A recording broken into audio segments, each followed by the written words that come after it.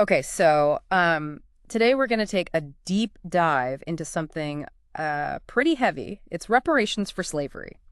And we're using this Wikipedia article to guide us. And I gotta say, this stuff is really fascinating. Yeah, it's a big topic. It is. For sure. And it gets complicated really fast. We're talking about way more than just, cutting a check. We're talking apologies, land redistribution, even like renaming streets to honor those who were enslaved. Yep.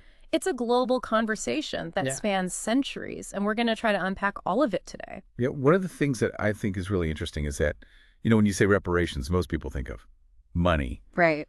But it can actually take a lot of different forms. Yeah. And it really goes beyond just financial compensation. So you see things like affirmative action policies, which are aimed at leveling the playing field, educational schemes, to empower future generations. And then, of course, there are direct payments to try to address the economic disparities that resulted from slavery. Right. And then there's that whole other side of things, which is more symbolic, like apologies from governments, institutions that benefited from slavery, taking down monuments that glorify enslavers, renaming streets to honor those who were enslaved. So, those acts might not be monetary, right, but they carry a lot of weight. Yeah. In terms of acknowledging the wrongs. Yeah, definitely. It's almost like a multi-layered approach to healing a deep wound, wouldn't you say? Absolutely. Addressing both the tangible and intangible impacts of a system that was as brutal and as far-reaching as slavery. Absolutely. And speaking of history, did you know that there are actually instances of reparations going all the way back to the 18th century here in North America? Yeah, it's true. There were. And while those early examples were often limited in scope, they show that the concept of reparations is not new.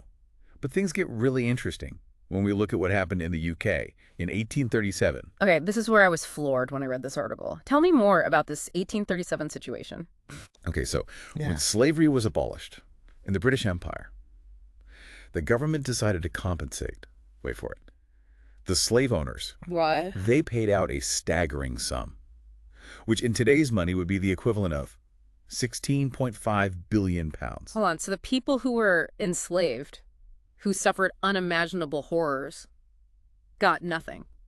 And the people who profited from their suffering received this massive payout. Yeah, it's a stark illustration of how twisted the priorities were back then. It raises some really important questions about how we approach reparations today.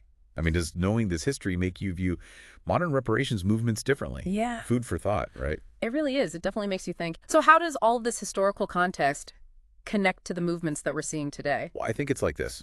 Past injustices often fuel the fire for present-day demands. Take the Caribbean, for example, the CARICOM Reparations Commission, which represents various Caribbean nations, is actively seeking reparations from European countries. And they're not holding back, are they? I mean, their demands go beyond apologies. They're calling for financial compensation, repatriation programs to help descendants of enslaved people return to their ancestral lands, development programs to address the economic inequalities that were caused by colonialism, and just like a full acknowledgement of the lasting impact that slavery has had on Caribbean societies. Yeah, their approach is comprehensive, that's for sure. Yep. And there's this one case that really caught my eye. Barbados is actually seeking reparations from a wealthy British MP named Richard Drax, whose family still owns a plantation there that was built by enslaved Africans. Wow, that's incredible. It's like history coming full circle in a way. Yeah, it is. And it raises some really thought-provoking legal questions, too. I mean, can you actually demand reparations for something that was considered legal at the time? It's a complex issue that courts are still grappling with today. Right. And that complexity carries over to the reparations debate. That's happening right here in the United States. Absolutely. The U.S. has been grappling with this issue for decades. The proposed H.R. 40 bill, which aims to study and develop reparations proposals, has been reintroduced in Congress multiple times, but it has yet to gain widespread support. So it's definitely at the center of a lot of heated discussions. And those discussions are coming from both sides of the issue, right? Exactly. Supporters of reparations argue that the economic impact of slavery and the systemic discrimination that followed it can be calculated, and it's a staggering amount. Estimates range from $1.4 trillion to $17.1 trillion in losses for Black Americans. And they believe this needs to be addressed through various forms of reparations, including direct payments, investments in Black communities, and educational initiatives. Right. And then on the flip side, those who oppose reparations often argue that, well, enslaved people are no longer alive, and therefore current generations shouldn't be held accountable for the sins of the past, which gets into really complicated questions about inherited guilt Yeah. and responsibility. Yeah, for sure. And, it's not just a theoretical debate either. Some cities and institutions in the U.S.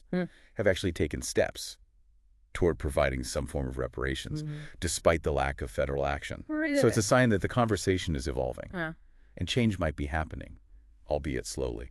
That's fascinating how this movement is playing out on all these different levels, and it raises an important question, I think, for our listeners.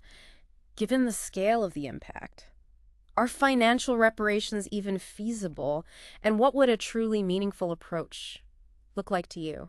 That is a great question, and something for everyone to ponder. But before we get too deep into those questions, there's this recent development that we absolutely need to discuss. Yeah. The Global Reparations Fund, this initiative, was launched just last month by the African Union and CARICOM, and it seeks to address the enduring effects of the transatlantic slave trade on a global scale. Wow. It's Pretty big. Yeah, it really is. It's a bold step, and it reflects, I think, the growing global momentum behind the reparations movement. Yeah. And what's really striking is that it goes beyond just demanding financial compensation.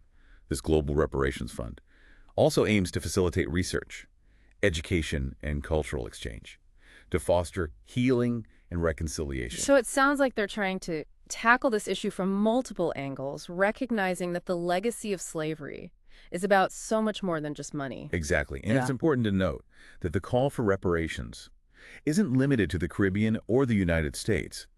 The Wikipedia article mentions that there are ongoing movements for reparations in various regions that were impacted by the transatlantic slave trade, each with its own unique demands and challenges. It really makes you realize just how widespread the impact of this historical injustice truly is. Were there any specific examples from the article that stood out to you? Well, there's the African World Reparations and Repatriation Truth Commission, which made headlines back in 1999 when it called for Western nations to pay Africa, get this, trillions upon trillions of dollars in reparations. Wow.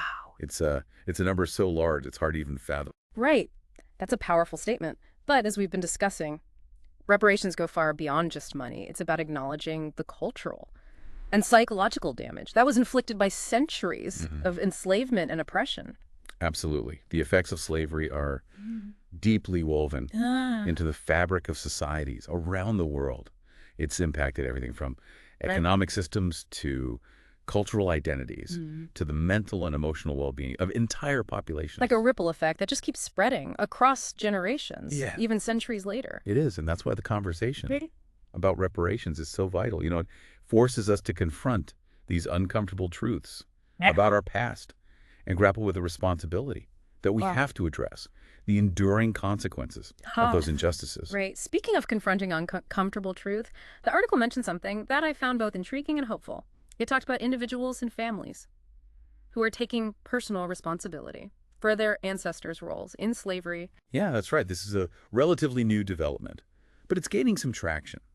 There's the case of Laura Trevelyan, who's a former BBC journalist, whose family owned plantations in Grenada, and earlier this year, she traveled to Grenada to personally apologize for the harm that her family inflicted through their involvement in slavery. And she didn't stop at an apology. Her family issued a public statement expressing remorse and pledging to donate a significant sum of money to support educational initiatives in Grenada through CARICOM. Yeah, it's a really powerful example of someone not only acknowledging the past, but also taking concrete steps to try and repair the damage done. And it goes even further than that. Laura Trevelyan actually co-founded a group called Heirs of Slavery, which connects descendants of slave owners who are committed to making amends for their family's past actions. That's amazing to see this kind of personal accountability taking shape. They're even calling for a formal apology from the British government and from King Charles himself. It makes you think about our own personal roles in all of this. Even if our families weren't directly involved in slavery, we still benefit from the systems that were built on the backs of enslaved people. It's a challenging question Yeah. to grapple with, but I think it highlights the fact that we all have a responsibility to examine our own roles in perpetuating or dismantling systems of oppression, whether they're historical or contemporary. It's about recognizing the impact of history doesn't just fade away. It continues to shape our societies, our institutions, and even our own individual beliefs and actions. And that's why engaging in typical about reparations is so crucial. It's not just about righting the wrongs of the past, but about building a more just and equitable future for all. It's about acknowledging the interconnectedness of our shared history and recognizing that we all have a stake in creating a world where everyone has the opportunity to thrive. It's a vision that requires empathy, understanding, and a willingness to confront uncomfortable truths about ourselves and the world around us. Yeah. But where do we go from here? Is there a single right answer when it comes to reparations? It just feels like such a massive and complex issue. Well, that's the million-dollar question, isn't it? And the truth is, there's no easy solution.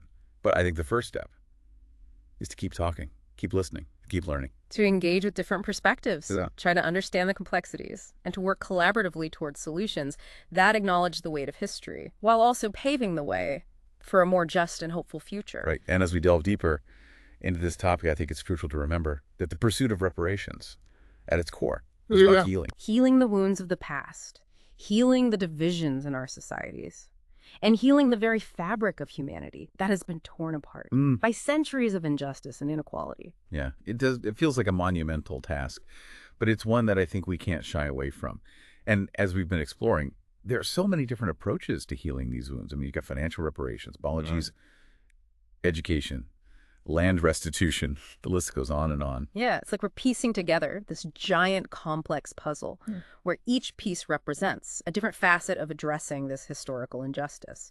And, each piece is essential to creating a complete picture of healing and justice. Exactly. And it requires us to be creative and collaborative in our approach. I mean, there's no one-size-fits-all solution when we're dealing with something as deeply rooted and far-reaching as the legacy of slavery. It's about finding what works best in different contexts and being open to new ideas and perspectives. The Wikipedia article even mentioned a few historical examples of reparations, some dating back centuries.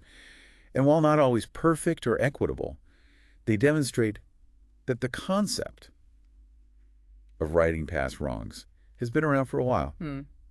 It's like humanity has been grappling with this question for generations. How do we acknowledge and repair the damage caused by these systems of oppression and exploitation? And as we saw with the UK's compensation to slave owners, the approach hasn't always been focused on those who truly deserved redress. It really highlights the fact that the evolution of reparations is an ongoing process, and we're still figuring out how to best address these historical injustices in a meaningful and impactful way. Right. It's a journey, not a destination.